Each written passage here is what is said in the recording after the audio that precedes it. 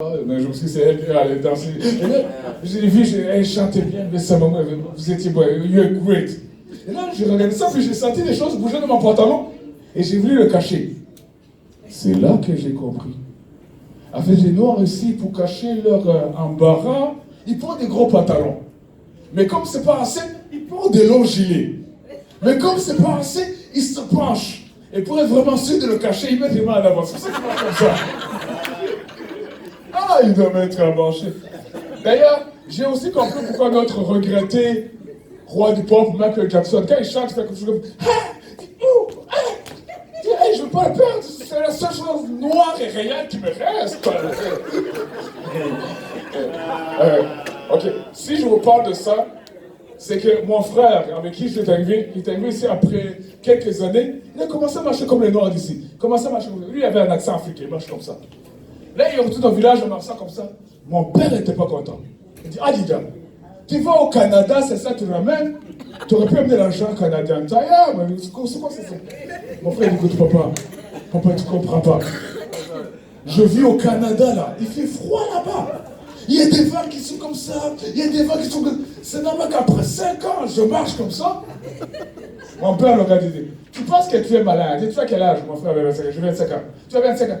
Tu as vu ces femmes là-bas? Moi, j'ai 4 femmes, ok? Ok, ça, ce sont des préjugés sur l'Afrique, il y a plusieurs femmes. Mon père n'avait pas 4 femmes. Il n'avait que 3 femmes, ok? Moi, j'ai 3 femmes, ok? Ça fait plus de 25 ans que je couche avec elle. Elle sait que je mange comme ça. Dis-moi, elle sait que je mange comme ça. Moi, je vous ai dit, ça fait plus de 28... Moi, ça fait plus de 28 ans que je suis au Québec, au Canada. Et à un moment donné, je me suis rendu compte que je commençais à marcher comme un Canadien, un Québécois. J'étais dans la rue, je marche comme ça. J'allais arrêter, mais j'aimerais faire quelque chose, j'ai vu quelque chose, je voulais le partager, on me discute, c'est pas tous les jours. J'aimerais rendre hommage à ma mère. Hein.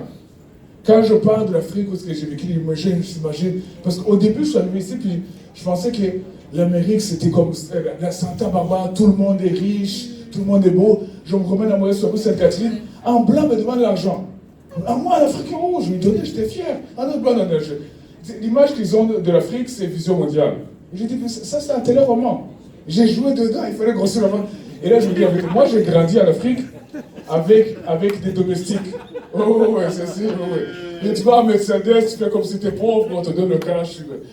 Moi, j'ai grandi avec des domestiques, puis ils disent, ah, ton papa devait être riche. Non, c'est vraiment ma mère. Moi, j'ai perdu, je me dis, j'ai perdu mon père, j'avais 3 ans et demi.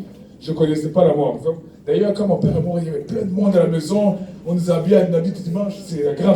Je me suis dit, quand je vais être grand, je vais être comme mon père. Je vais être mort. Je n'ai pas encore atteint mon but. Hein.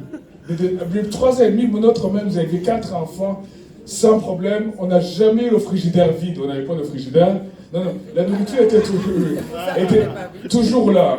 D'ailleurs, quand on ne voulait pas manger, moi je suis de la génération We Are the Old. Quand je ne voulais pas manger, ma mère me disait, pense aux petits enfants d'Éthiopie qui n'ont rien à manger. Hein. Et c'est l'une des choses que j'ai envie de demander.